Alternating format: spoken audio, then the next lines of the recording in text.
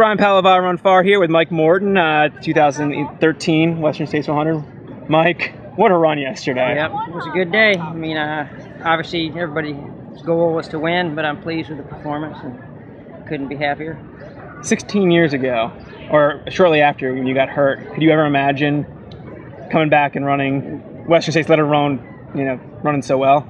Not seriously. Of course, I'd fantasize about it when I was out running, or I would get in good shape. I think, I should try doing an ultra, and then I would fantasize about running a 100-mile race or coming back to Western. But it was always just didn't feel like it would be reality until the last couple of years. Yeah. You went up the escarpment. You were so slow. I know. I mean, I passed you going up. You didn't pass me until mile 10. Yeah. So basically, so what's with your hip? It's the hip. so I have to warm up. Take my time and warm up. And something that makes it 10 times worse is warming up on an incline. And that thing will just tighten up. And so I just dealt with it. I knew it was going to happen. Yeah. I didn't think it would take me 10 miles to warm up. But what is the source of the injury? I mean, was it a running injury or it was military? It was a fall, on a boat, and then a bunch of compensation stuff with running, and that's kind of what led to it. And then they did a burstectomy of the hip, and I still deal with it, but I can manage it now. I know when it's acting up. Gotcha. Well, onto your race yesterday. You go out and you're in 15th place at mile 10, but you just flew by me. Did you continue just pushing that high country once you loosened up? When I settled into a groove, I knew. I wasn't concerned really with where I was at mile 15, because I knew it was going to get hot and everything was going to kind of slow down. It was going to be, using strategy rather than forcing it in. So I was comfortable with that. And then I was comfortable knowing that I was not in the top 10 and just kind of methodically, keep working. And my goal was I stayed at Michigan Bluff to train, so I knew I was very confident with the canyons, and I was very confident with Volcano Canyon to Bath Road, and I knew that's when I would really work it. I wouldn't have to think, and I could run it based off memory. Gotcha. I ran Volcano Canyon probably 14 times last week, so it's like I knew I could go in there, just shut your brain off and just run. Yeah, and run when I could, fly when I could, and back it off when I needed to. So. Gotcha. So you were probably in around 6th coming through Volcano. Forest Hill, you're rolling in. There's Rob Carr and Debo, and he said he couldn't. You came up on Rob, and he said he didn't have a chance to get a word out because he was just so shocked that somebody was running so fast. Yeah, well, you feel good? Yeah. Coming into Forest Hill, I knew I saw those guys, and I knew if I was real efficient in the aid station, that I could get out ahead of them and really hammer and feed off that, and I did. Most of Cal Street Loop. Hal kept me motivated because he stayed right there, so I kept pushing the pace, I think it helped knowing. And then Rob, that guy's amazing, man. When did he come by you? We traded, we just went back and forth, all kind of a couple times through the Cal Street Loop.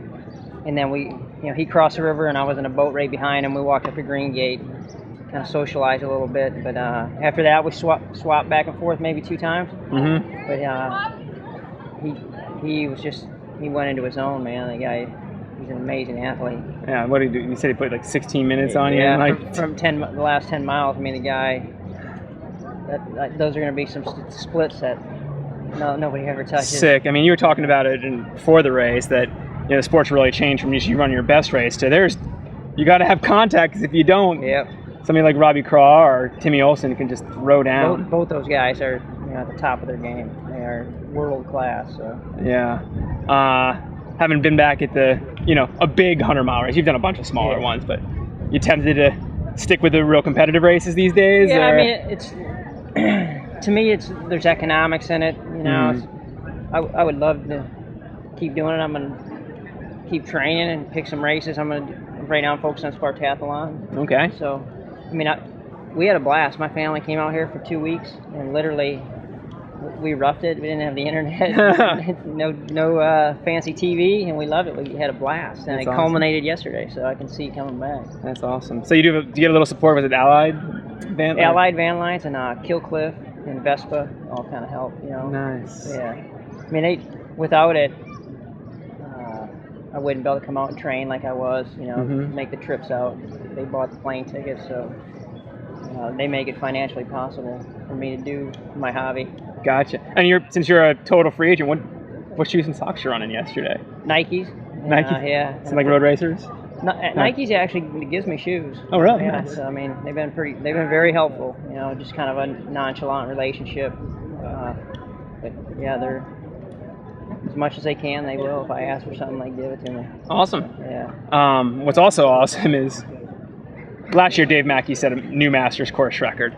Seemed unbreakable because the conditions were unbeatable last year, and Mackey had a great race. Hot as hell yesterday. You break the Masters course record. Well, I mean, you would have loved to win, but does that feel pretty solid? I'm still on cloud 9 about that. When I saw Dave yesterday on the course, it motivated me. I was like, oh, when I finally caught up to him after Robinson Flat, I was like, all right, here's my competition. Other than the complete open field, I was competing as a master as well in my mind. Yeah. So when I saw Dave, it fired me up, and then when Eric and I started doing some math there late in the end, it's like, oh, you know what, well, Eric first said, you might be able to beat your old time. I said, all I want to beat is Dave Mackey's, Yeah. So I didn't even think about that. You got your personal best here, didn't you? No, I close. I missed it by about 5 minutes. 5 minutes? Yeah. I'll take it with the conditions. So. It was certainly a lot worse weather-wise than 1997. Yeah. Well, that's great, man. So you got Spartathlon next? Anything else on the calendar? I might plug something in between Spartathlon, just to, stay tuned up. A little training. Yeah. But it'll be something spur of the moment. Gotcha. Think we'll see you here again before 16 years? Will we have to wait till 2029? I'm pretty sure I'll take advantage of the automatic in for top 10 and come back next year. Awesome. Well, look forward to it, and congratulations on a great day, Mike. Thanks. Appreciate it. Perfect. All right. Bonus question here. I was thinking about it during the other interview. Took Dr. David Horton to remind us. Eric Clifton was your pacer back in 1997. No, he crewed me. He was in the race. He dropped out. Gotcha, but he was there with you. Oh, yeah. And he paced you yesterday. Yep. What was that like? 16 years later, having a buddy? Well, it's like having my brother with me. I mean, he paced me at Badwater too, but I'm telling you, we've had some of the greatest times of our lives shared, Yeah. He wasn't wearing tights yesterday, was he? He wanted to, but I told him it was too hot. Somebody has some sense, right? Yeah. And you didn't go out like Clifton normally does. No. No. I executed my own plan. Well done.